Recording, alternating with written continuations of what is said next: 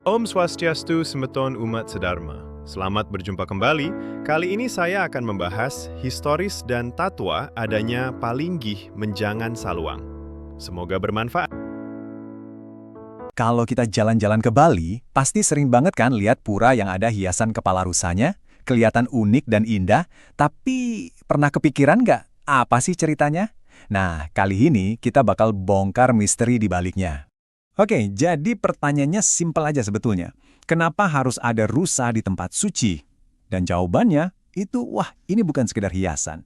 Di balik simbol rusa ini, ternyata ada sebuah kisah yang luar biasa. Campuran antara sejarah, filosofi, dan yang paling penting rasa syukur yang begitu mendalam. Oke, jadi kita mulai dari dasarnya dulu ya. Bangunan suci ini bukan cuma dekorasi biasa. Ada namanya, ada tujuannya, dan semuanya itu spesifik banget. Yuk kita kenalan dulu sama apa yang sebenarnya sedang kita lihat ini. Nah, ini dia namanya Palinggih Menjangan Saluang. Kalau kita artiin secara harfiah, Palinggih itu kan tempat suci atau semacam singgasana gitu ya. Menjangan Saluang itu ya untuk sang rusa. Jadi ini adalah tempat suci yang khusus dibangun untuk menghormati jasa seekor rusa. Unik banget kan? Sekarang, coba deh perhatikan ciri-cirinya. Dari semua ini, ada satu yang penting banget buat cerita kita nanti, yaitu pilarnya. Cuma ada satu pilar utama di depan, atau yang biasa disebut saka satu. Kenapa cuma satu? Nah, itu dia kuncinya. Desain yang kelihatannya sederhana ini justru punya makna mendalam yang nanti bakal kita gali bareng-bareng. Oke, untuk ngerti kenapa ada Palinggih rusa, kita harus mundur jauh ke belakang. Jauh banget.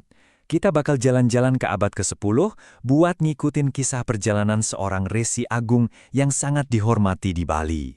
Dan ini dia tokoh utamanya, Empu Kuturan. Beliau ini bukan orang sembarangan loh. Peranannya itu sentral banget dalam menyatukan berbagai aliran kepercayaan dan menata sistem sosial keagamaan di Bali. Nah, perjalanannya dari Jawa ke Bali inilah yang jadi awal dari semua cerita ini. Dan yang paling keren dari perjalanan ini adalah jejaknya itu literally terukir di peta Bali. Setiap nama tempat ini punya cerita.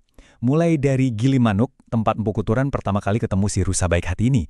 Terus mereka lanjut sampai ke daerah yang sekarang namanya Cekik. Gara-gara saking takut jatuhnya, Empu Kuturan sampai mencekik leher si rusa. Genggamannya juga kelet banget atau lengket, makanya ada desa Kelatakan. Sampai akhirnya beliau turun dan mulai melajah atau berjalan kaki. Jadilah nama Melaya.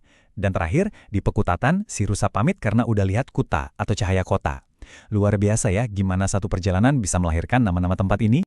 Nah, di momen perpisahan inilah ada satu janji penting yang diucapkan oleh Empu Kuturan. Ini dia intinya, jantung dari semua cerita ini.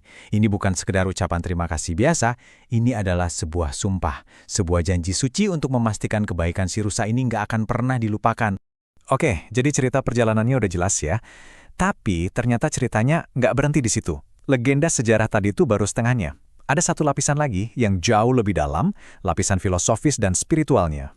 Jadi, bisa dibilang ada dua jalur untuk memahami kenapa Palinggih ini ada. Yang pertama, ya jalur sejarah, yaitu kisah perjalanan Empu Kuturan yang barusan kita bahas. Tapi ada jalur kedua, yaitu jalur filosofi atau tatwa. Dan ini sumbernya dari naskah suci kuno yang namanya Lontar Barongswari. Nah, di dalam lontar ini ceritanya beda lagi.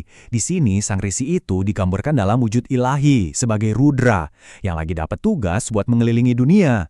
Waktu beliau melihat ke arah selatan, tiba-tiba beliau dapat wahyu. Apa yang beliau lihat? Kepala rusa di tengah lautan.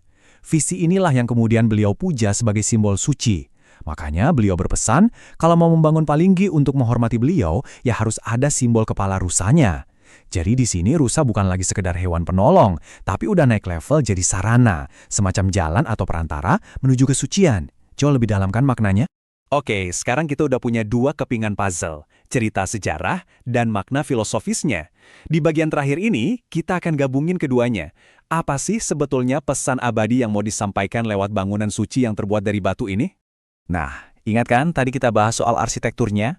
Soal pilarnya yang cuma satu?